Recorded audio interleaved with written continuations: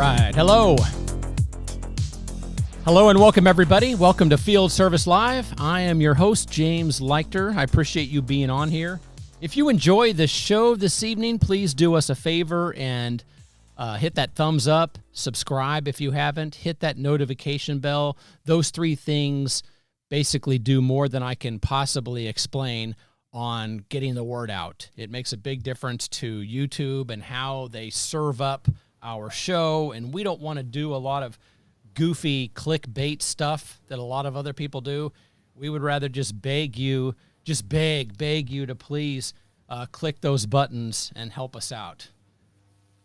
We have a good show tonight. If you watched our show, I think about 4 weeks ago, we had a guest on that a lot of people really enjoyed. We got a lot of email, a lot of questions about some of the things that we went over with him, and we asked Bradley to come back. And Colin, if you would, bring Bradley in. Let's get that guy in here so we can talk about cybersecurity again. All right, Bradley, are you there? Yeah. Hey, James. Good to see you. Yeah, nice to see you. I see you on my little monitor there. Thank you for being here. Yeah, one thing I wanted to ask you, Bradley, is, first of all, what is cybersecurity? Oh, jeez. That's a broad question. Cybersecurity is going to be covering anything from using basic firewalls to prevention, with doing security patches for your operating systems, or just there's a whole industry complex surrounding it, and those are some of the highest paid IT guys out here. Is there a difference between malware and ransomware? I mean, I hear both all the time. Technically, yes. And they're people use them interchangeably, and they technically shouldn't be. Now, malware is typically used. I'm trying to think of the actual definition of it, but malware is more of an annoyance or more of a way to get into a system. Now, they can be used in conjunction where a person that's planning on using ransomware will use some form of malware to gain access to a network, and then later plant ransomware, which ransomware is specifically about locking your guys' files up, crypto locking. And then what they'll do is they'll basically hold the decryption key, the ransom, they'll hold it over your head and say, you pay us X amount of money, typically through some sort of cryptocurrency. That way, they can make off of their newly found finances and skip off in the sunset. I've had a couple of clients that we've had to do remediations. It's typically, depending on the size of the client, 2 to 3 to 4 weeks to actually try to get them to be somewhat whole again. And the real bummer, the answer to that is it's really not. They're never really 100% whole after it. You end up having to start reinstalling servers and moving services across, and it's even though they give you a encryption key and it gives you your file back, it doesn't actually restore you back functionality. I think that was one of the biggest surprises that some of my clients and friends talked about last time you were here. They were like, I thought they gave you the key and you typed in the key and it was like a password, to a Word document or something, and you got everything back. But that's not the case, is it? No, it is not. It is not. Typically, because what they do is they try to cripple your system bad enough, and it's normally done with when you encrypt Microsoft DLLs, which are the DLL services, all the different things that make up the core functionality of your operating system or your server infrastructure. It creates this ripple effect or chain of, this ripple effect, I guess would be the word I call it. and it causes your services not to start up correctly. And when you start having that kind of core functionality broken, it is really difficult to come back from. So even though you got your files decrypted, the dependencies that sit there and rely on each other. Let's say, for example, just a easy figure or just an easy analogy here. You're the person that has the keys to the office, right? And the only way that I'm going to be able to get into the office to do my job is if you get to the office first and unlock the door. Now I'm depending on you to unlock the door for me. Same, certain services are dependent upon each other. In order for one thing to be able to happen, another core dependency has to happen first. So let's say, for example, in order to start your operating system up, it has to have DHCP. Well, there are dependencies that DHCP sits on first. Well, in order for DHCP to work, you need to have some other core Windows functionality to function or to actually start first. If that doesn't start, then DHCP doesn't start. If DHCP doesn't start, then you don't have any internet. Or if you have static IPs, I mean, it becomes a cascading effect. Mm-hmm. If they end up, hitting you, although they will hit you, where your dependencies are not met, a lot of things just don't work, and it's very difficult to come back from it. The people that really get hit hard, Bradley, are these people the ones that just don't have backups? I mean, if you have a good backup, aren't you safe? In theory, yes. We learned a whole lot of different. The first crypto event that I really had a hand in mitigating and coming back from, what they did is they found the backup server was joined to the domain, so the compromised domain admin credentials that they were able to crack or to figure out using an application called Memcats. They utilized those domain admin credentials to log into the backup server, and they were able to take a large PST file. And for those people that don't know what that is, that's an Outlook file that can get rather large in size. It can go all the way up to 50 gig technically before it really starts becoming problematic. But what they did is they grabbed a fairly decent sized Outlook file, and they just backed that up repeatedly on top of the current backups that were in place. So what they did is they effectively deleted all the backups, and then they just went through and wrote over the old backups enough times that you couldn't do a file restore, or you couldn't do like a deep recovery with specialized software, just because it had been overwritten so many times. And then they also got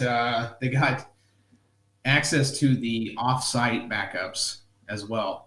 There was a cloud-based version of the backups, and what they did is they did essentially the same thing, because somebody had saved the web credentials on the backup server itself. So when they opened up, Chrome, and they went to go look for the web based backups that would get forwarded off from the backup server, they found all the credentials that they needed to be able to corrupt it and delete stuff and go back, and it was a mess. So what we ended up doing was changing the way that we thought about how backup systems are situated on a network. The best thing you can do is to have that server sitting on kind of an island. You make sure it doesn't have, it's not joined up to the domain. It has a local admin password that is very, very few people know what it is. There's also a service out there that is called Jump Cloud that we personally use. And what it does is it rotates the password, the admin password, every day. And what we do is we have a utility where it can either email us the password every day, or we have a password vault where it automatically updates that password for us. So we just go into the vault, grab what the password was, put it in, and then we also incorporated one-time passwords, or 2FA, to where it does every 60 seconds it rotates a 6-digit key or 6-digit pin, and you have to put that in within those 60 seconds in order for you to log in successfully into your backup system. So make it an island by only having local admin credentials to it. Utilize some sort of password rotating system, and enable one-time passwords with it. That coupled with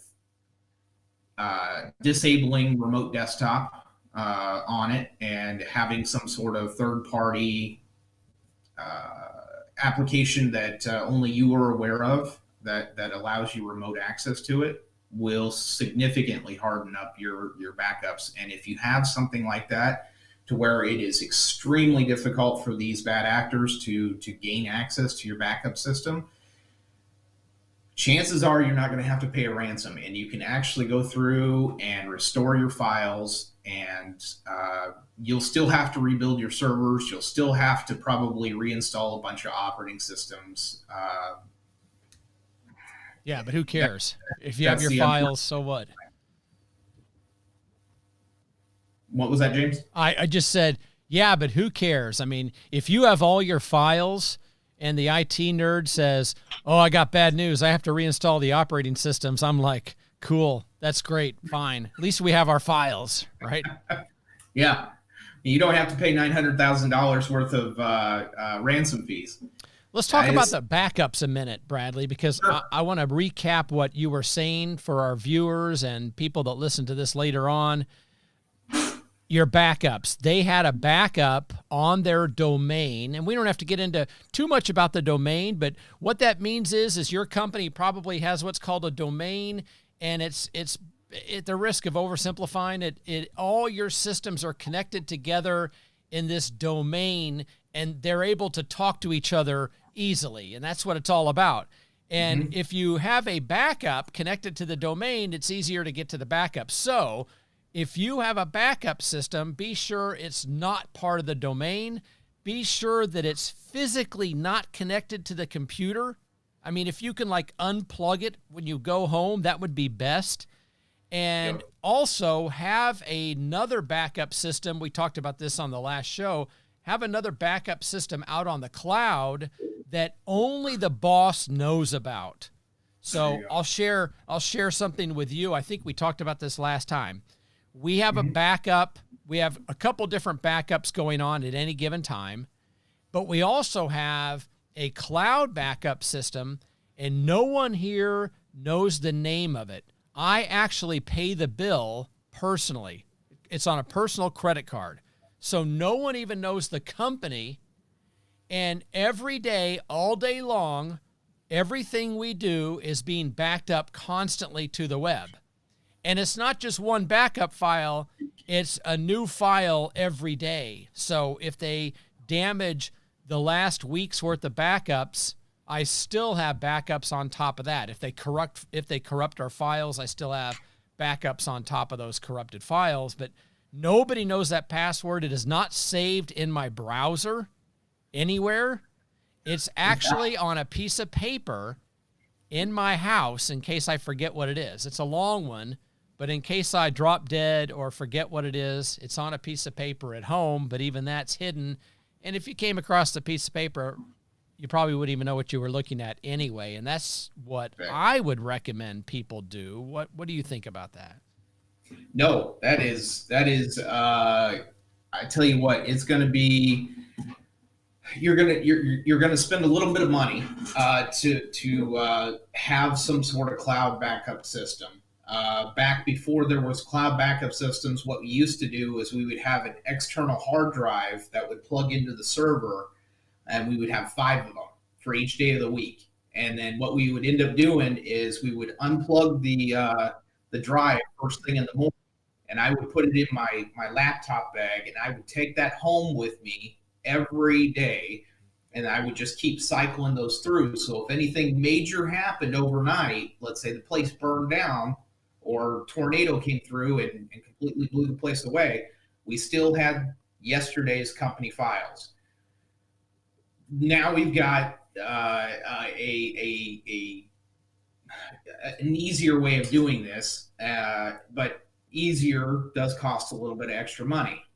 It's so worth it with just the peace of mind that you're going to have. If you have the ability and the financial capability of running some sort of online backup system, it is going to pay dividends big time. When and it's most likely going to be when, because as much as you want to try and plug every single security hole and you want to try and be as security minded as you possibly can, people make a complete living out of trying to make places as secure as possible. Microsoft employs a small army of them, and Microsoft actually had some security issues, even with their small army recently. So nobody is really invulnerable. It's just a matter of locks only keep honest people out. Yeah. If somebody wants to get into your network bad enough, they will find a way to do it. Right. I agree. I think it's kind of like, security at your house or your building. Any security expert will tell you they're going to break into your house if they want to, but if it's difficult, they're just going to go break into your neighbor. So let them break into your neighbor's house instead. They're just going to go find something easier to break into. So I was going to ask you what the number one thing is that our listeners and viewers can do to protect themselves, but I'm going to say that we've already covered it. It would be backups, especially backups that are disconnected from the hardware, out on the cloud, maybe a backup on a USB drive, in addition to everything else stuck in the boss's pocket. What's number 2? What's the second thing everybody should do? If you have the finances available, I cannot stress how important it is to have a firewall put in place, a business grade firewall. There are many out there. You got FortiGate, you have SonicWall, you have Meraki. There's many of them. There's many of them out there. But at least get some sort of there's even free open source versions out there to where you can grab some hardware that's got at least 2 network cards, and you got somebody that's fairly IT savvy. You can build a firewall yourself. And I personally use pfSense here at my house.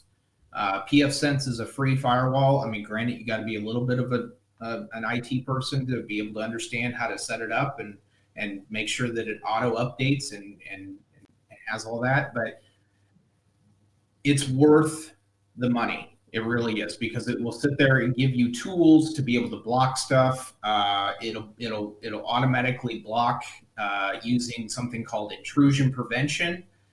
It'll automatically try to, if it's set up the right way, it will try to block direct denial of service, or DDoS attacks.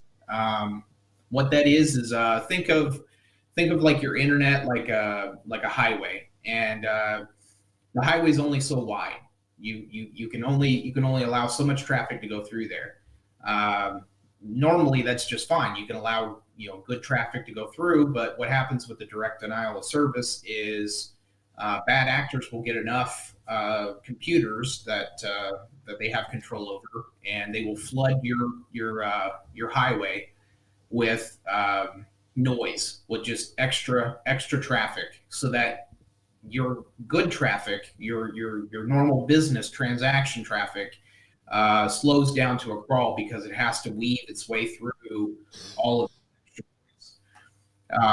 you got stuff where you can actually block entire countries from being able to access you. Let's say, for example, we got Russia in this whole Ukraine thing going on.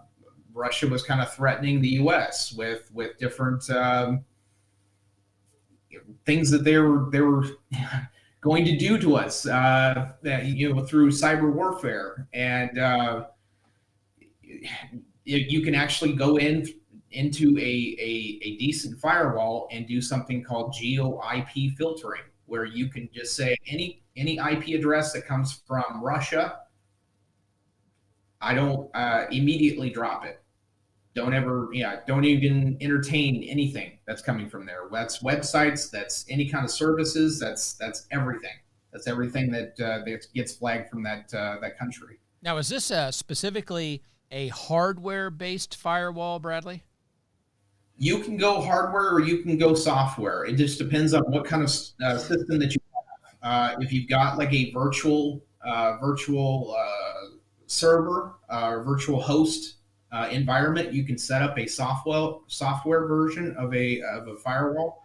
But hardware is the most popular way to go, and it's honestly the less nerdy way of going about doing it. You're going to have some serious IT assistance to not only set it up, but to maintain a virtual firewall and to make sure that it is sitting in front of your guys' critical or business critical servers or systems. Oh, so you're saying the hardware firewall is actually easier to deal with?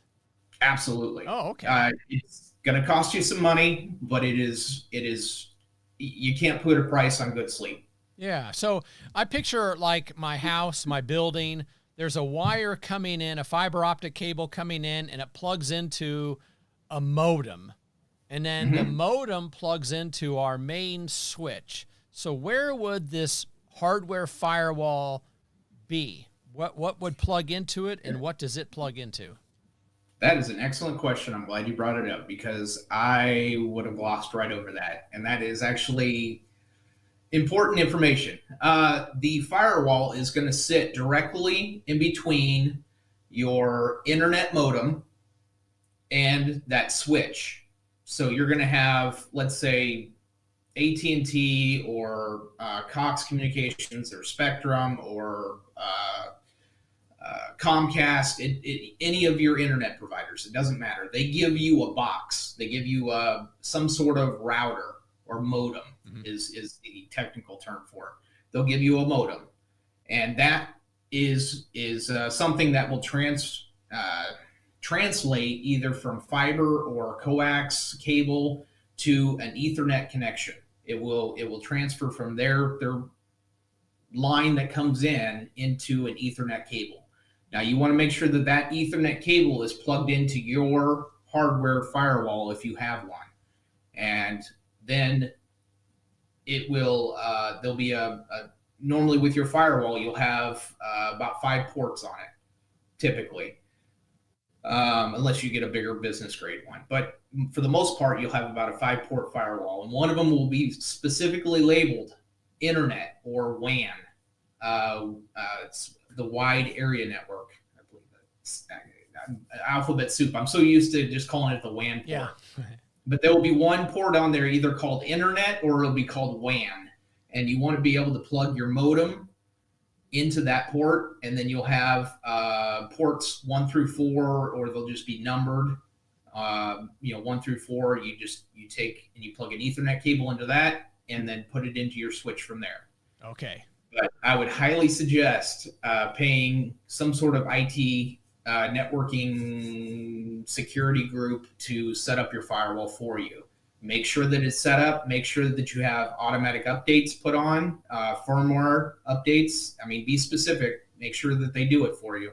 That way it's kind of an automated system, or have them come in quarterly and check in on it and do your firmware updates, because anytime that there's new firmware, I think, James, you and I even covered this. Anytime that there's a firmware update, what they do is more or less they're broadcasting the fact that, hey, we had security issues before in older versions, and this firmware will take care of it.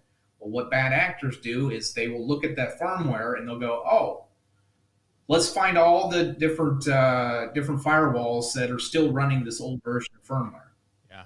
And we already know the back door that we can go through because they just showed it to us. Right. Yeah, you're more vulnerable when the update comes out. I know Absolutely. we only have you for another minute or so, so I did want to talk about that firmware, and you were broaching that. The firmware is like the sort of like the operating system of a piece of hardware other than a computer, right? So you have like a switch, and it has firmware, right? And how do you typically update firmware? Oh yeah, absolutely. That is actually a big part of my job. Is going through and over the hundreds of networks that that I have to oversee. It is a big part of what I do. And if you can enable automatic firmware updates, please do. It will save you countless hours later on down the road, and hopefully a big headache. I didn't know that hardware had that. Is that pretty common, automatic firmware updates on like a network switch? The network switches, it's not nearly as prevalent. You typically have to manually update those, but the firewalls have become better and better over the years to where you can enable the automatic firmware. Unfortunately, I've had an instance where, like clockwork, one of my clients was going offline at 12:32 p.m. For 8 minutes, they would go offline, and then at 12:40, they would automatically get their internet to come back. And it was going on for like a week before they finally told me about it. Wow. And what was happening is their firewall was trying to automatically update to the latest firmware, and it kept failing every day. So I had to, after hours, go in and manually update that firmware to the latest version, and it was able to function properly after that. But yeah, if you can, set the automatic updates on it. It'll save you a lot of time, a lot of effort, and IT bills. Yeah, right. Yeah, ransomware will kill you, so I think it's all a good investment.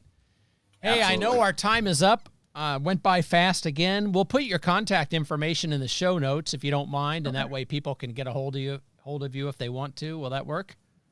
Absolutely. That'd be great. All right, Bradley, thank you so much for being on here with us. I really appreciate it, and I hope that we've helped somebody out there stay out of trouble. Absolutely. Thank you so much for having me, James. Thank you. Appreciate it. Thank you. Goodbye. All right, Colin, that was good. Thank you for getting him on here, Colin. My mic is off because I've been coughing. No problem. Oh, you got the cough again, huh?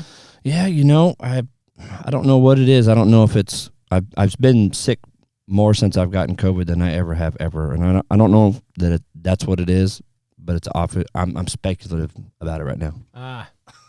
Well, I guess it's time to talk about the elephant in the room, or the bottle in the room, that is. Anybody watching this might be thinking, what's that alcoholic guy doing on YouTube? Yeah, he's got this bottle of vodka. Well, the good news is, evidence I don't have a drinking problem, at least tonight I don't, because there's barely any missing. We just had you give yourself a little toast, which I need to pour myself some. So what am I pouring here? Do you care to introduce that? Was that Kroll? Is that how you pronounce it? Kroll 1790s premium vodka distilled from potatoes. Now, the last time we did this, we had a bottle of Kroll, same company, Ukrainian Vodka. That's the official vodka of this channel, Ukrainian Vodka. We got all the Russian vodka and we threw it away. We just dumped it in the streets. So there's no more Russian vodka in the Leichter household. No more. We're going to pour a little bit of that. I drink Tito's. So that's from Texas. Good, good. Yeah, Texas is not in Russia. Now, I don't typically I don't want politics to be part of our show, Colin, because we're not a politics show, and I don't want to confuse, the listeners with politics and what we're all about here. But there's no way to ignore the Russian attack on Ukraine, the military operation, the special operation that's going on. There's no way to ignore that. And I take it seriously as a proud American, as I'm sure most of you do. We're rooting for the Ukrainians, and I thought the least we can do is get rid of the Russian vodka, get Ukrainian vodka, and put it on the show and at least toast the women, the children, and the men of Ukraine that have died, been hurt, or at least fighting for their freedom. You know, fighting for freedom is something, Colin, we know a little bit about here in America, don't we? Yeah. What about those people that have been uprooted from their home? I think sometimes as we run through daily life, we don't really think about everything that you just named off. Oh, you can't imagine. You know what I mean? Can you imagine your wife and children leaving for the Canadian border, and you and I are staying back to fight, you know, and we're not sure if our gun's upside down or not, you know, is it loaded or not? Many of these people have not touched a weapon in their lives. Now, I come from, you know, kind of a redneck family of weapon holders, so we would know if it was upside down or not. Yeah.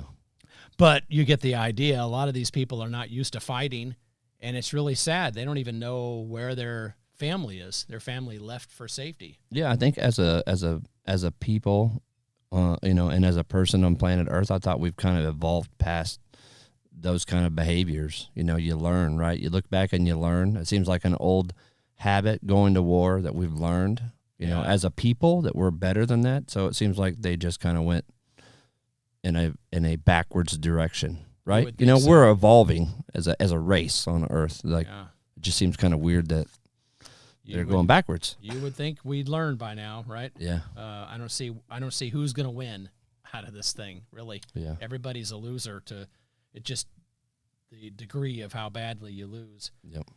So, with that in mind, let's toast a toast and a score. Ukrainian vodka, premium vodka distilled from potatoes. It smells good.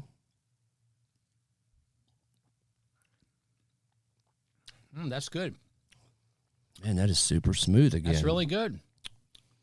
You know, I'm not sure which is better because they're so different. Last time we had corn-based vodka from the same company. This is potato-based, and we did that on purpose. My son, in fact, fixed us up with the potato-based, because we wanted to see what the difference was. But it's fantastic. I'm going to agree. That is really good. They are different, but it just amazing that who drinks vodka like just straight like that. And I don't normally, but it tastes really good. Well, that's another really good one. It really is. What's your score? Gosh, I'm going to give it a 9. I'm going to go 8-9. It's really good. Yeah, I'm solid 9. I don't remember what I gave the other last. I think you gave it like a 9.3, or I gave it like a 9.1. Yeah, you're a little higher than mine. 9.0, maybe 9.1 or 2. And that's 80 proof? I'm no expert, but yes, 80 proof. Yeah, that's right. That's impressive. Yeah, that's really good. Good stuff. So, hey, help the Ukrainians out. Go get yourself some Ukrainian vodka. Obviously, we're not sponsored by this company. I have no idea who these people are. I just know that they rock. That we ought to wrap up the show. It's been great. It was nice talking about cybersecurity and having Bradley on, and hopefully some of you got something out of that. I guess the bottom line for me is backups. And if you're the boss of your company, I like to say the boss, you know, if you're the owner, the president of the company, be sure that you are not taking anyone's word that backups are happening. That's something that I recommend that you sign up for yourself, the offsite backup anyway. You sign up for the service yourself, use a personal credit card, have your son, your daughter, someone you trust, you know, a good 12-year-old is pretty good with IT these days.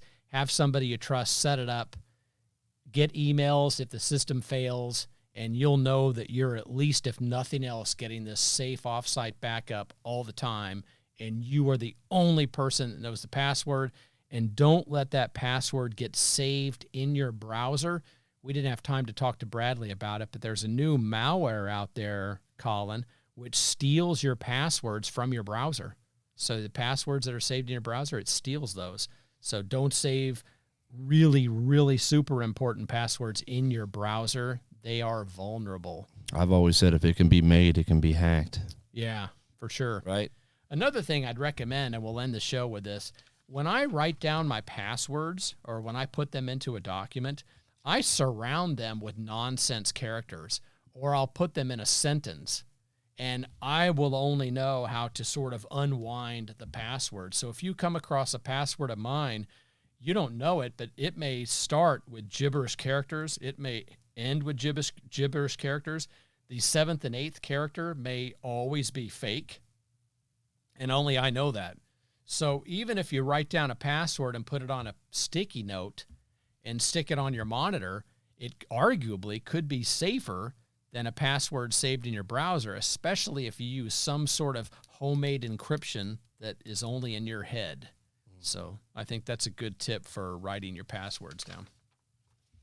Scaring everybody. They're like, oh my gosh, paranoid. Yeah, I know. It's bad. I mean, this cyber stuff is bad. The ransomware is bad. It could just put you out of business. All right. Well, that is it for the show tonight. I want to thank everybody for joining us. I want to say God bless to the Ukrainians. Keep up the good fight and know that America is in your corner. We are rooting for you. Billions worth. We have billions of dollars helping the Ukrainians, and I think it's worth every penny of it. Thanks for being here tonight. Thank you for watching Field Service Live. Again, I'm James Leichter, your host, and I'll look forward to seeing you on the next show.